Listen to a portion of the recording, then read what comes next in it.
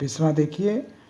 प्रकृति के यौवन का श्रृंगार करेंगे कभी न बासी फूल, मिलेंगे वे जाकर अतिशीघ्र, आह उत्सुक है उनकी धूल। तो श्रद्धा मनु को प्रेरित करते हुए, उनको समझाते हुए कहती है कि प्रकृति अपनी युवावस्था का श्रृंगार कभी भी बासी फूलों से नहीं करती। कहने का मतलब है कि प्रकृति अपने यौवन को कभी भी बासी फूलों से नहीं सजाती है। वो अपना श्रृंगार हमेशा नए फूलों से करती है। मिलेंगे वे जाकर अतिशीघ्र, आह उत्सुक है उनकी धूल।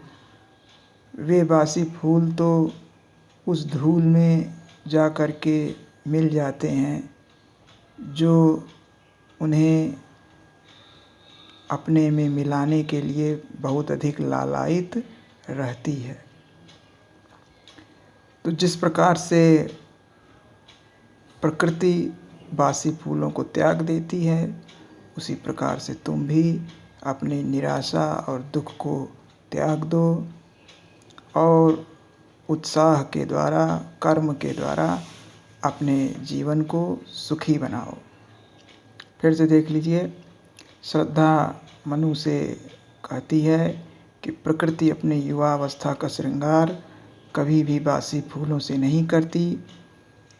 वे फूल तो उस धूल में जा कर के मिल जाते हैं जो उनके लिए बड़ी लालायित रहती है। तो जिस प्रकार से प्रकृति बासी फूलों को त्याग देती है, उसी प्रकार से तुम अपनी निराशा को त्याग दो और उत्साह और कर्म के द्वारा अपने जीवन को सुखी बनाओ। तो यहाँ पर अन्युक्ति अलंकार है, क्योंकि प्रकृति के बासी फूलों के द्वारा वो मनु को समझाना चाहती है। यहाँ पर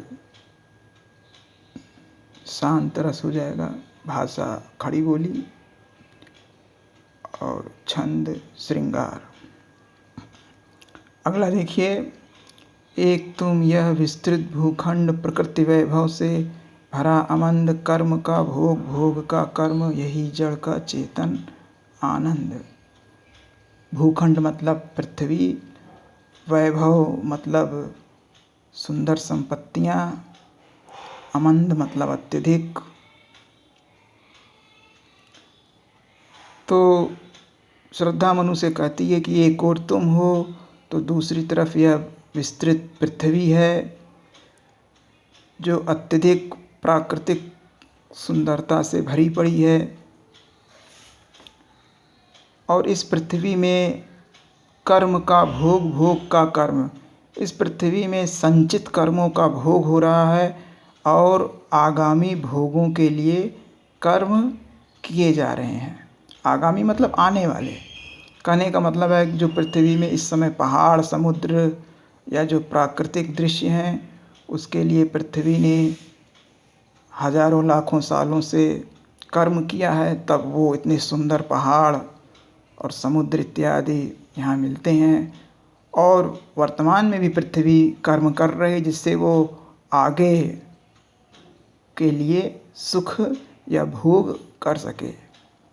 यही जड़ का चेतन आनंद। तो इस प्रकार से जड़ पृथ्वी चेतन के समान आनंद प्राप्त कर रही है। फिर से देख लीजिए। श्रद्धा मनु से कहती है कि एक और तुम हो तो दूसरी तरफ यह विस्तृत पृथ्वी है जो अत्यधिक प्राकृतिक सुंदरता से भरी पड़ी है। इस पृथ्वी में संचित कर्मों का भोग हो रहा है और आगामी भोगों के लिए कर्म किए जा रहे हैं। इस प्रकार से यह जड़ पृथ्वी चेतन के समान आनंद प्राप्त कर रही है।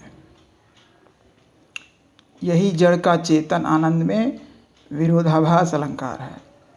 तो यहाँ भी शांत रस होगा, भाषा खड़ी बोली और छंद श्रृंगार।